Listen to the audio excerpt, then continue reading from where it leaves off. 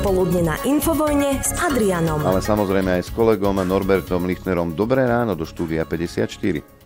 Dobré ráno tebe, poslucháčom aj divákom. Mne sa to veľmi páči, toto, čo napísali tí Ukranáckovia, lebo to robia aj americké, teda protiamerické mainstreamové médiá v Spojených štátoch. Lebo vedia však, aký narcis je Trump, tak všade vypisuje, že Putin vyhrál a Trump proste to prehral a Putin má navrh a vytral s ním podľou a takéto. A snažia sa ho zvadiť, že čo chcú. Zase na druhej strane, na jednej strane takto do neho skáču a urážajú ho, na druhej strane chcú niečo po ňom. Furt, vieš? No, neviem, či s Trumpom toto pohne, ale nezúfajte, prosím vás, slovenský slniečkár, ak počúvaš. Nezúfaj. Koalícia ochotných. To sú vojnoví štváči v Európe, pohrobkovia nacistov. Chce stále poslať vojakov na Ukrajinu. Zabezpečiť jej nebo i more. Štáty NATO z koalície ochotných stále ponúkajú svojich vojakov, ktorí by mali zabezpečiť ukrajinské nebo a more a regenerovať ukrajinské ozbrojené sily po ukončení bojov. Hovorí o tom stanovisko úradu britského premiéra Starmera po virtuálnom stretnutí, na ktorom sa zúčastnil aj oný feťák v zelenom tričku.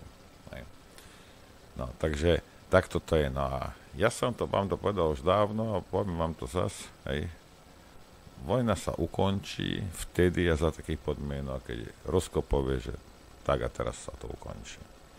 Dovtedy nič, Američania s tým nič nevedia urobiť, nič, nejaké sankcie a toto skúšal kdejakto, prosím vás. Na rozdiel od európskych, nepoviem lídrov, pretože to je tá spodina, ktorú sme si tu navolili, hej, a tam dochádzajú veci. Hej. Pozrite sa, BlackRock sa stiahol z Ukrajiny.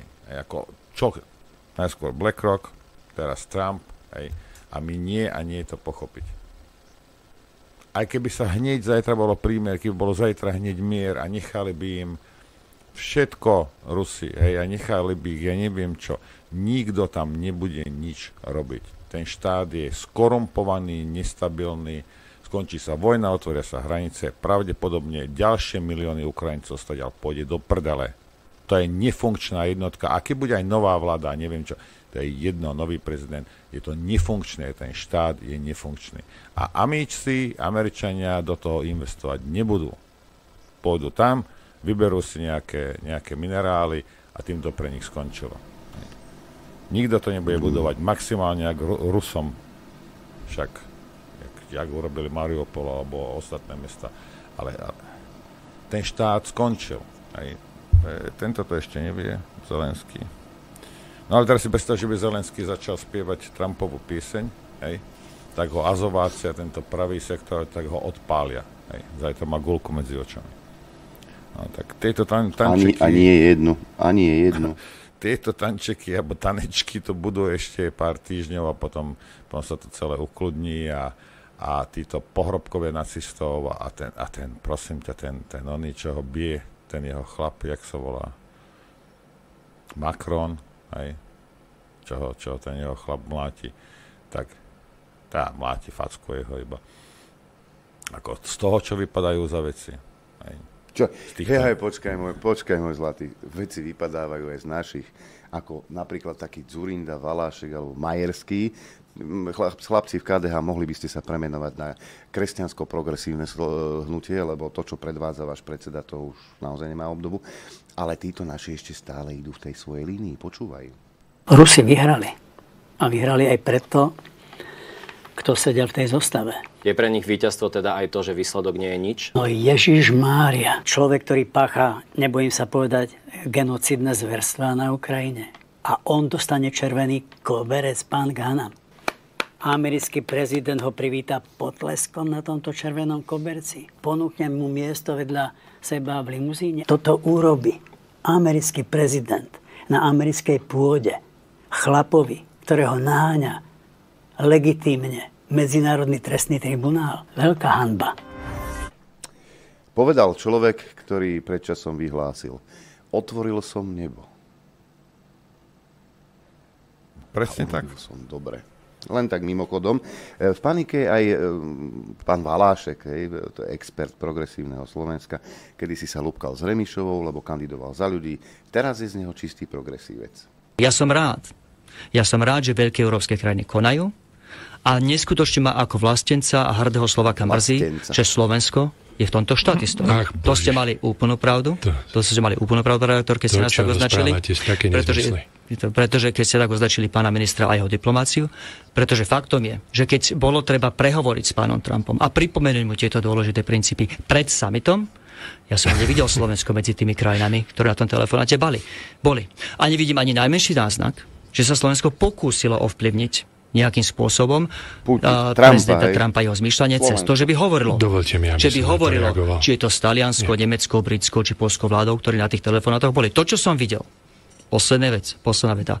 To, čo som videl, pán redaktor, bolo, že minister bol niekde na túre, premiér bol niekde na pláži do poslednej chvíle pred summitom. Keď sa nakoniec išli deň pred summitom na tlačovej konferencii, ja som normálne akože Slovák a vlastenec dúfal a nádejal sa, že zadefinujú slovenské záujmy, povedia, o čo tu Slovensku ide a povedia, čo sú pripravení urobiť preto, aby to Slovensko aj dostalo. Tak, ako to robilo progresívne Slovensko, ja s mojím kolegom Ivanom Korčokom deň pred summitom. Čo sme dostali?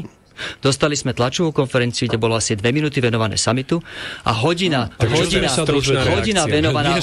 venovaná rozprávkam o srbskej opozícii, báchorky o Harry Potterovi a nejakých tlačovných kockách, Harry Potter a tí Gruzínci, Harry Potter a potom britskí diplomati, Harry Potter a najnovšia srbská opozícia. Báchorky, ľudia sa vám smiali, pán minister. A už si tak dlho v politike, že by ste mali vedieť, že môžete byť neobľúbení, môžete byť nenávidení, ale keď sa ľudia smejú, pán minister, to je koniec. Toto je čistá panika, Noro.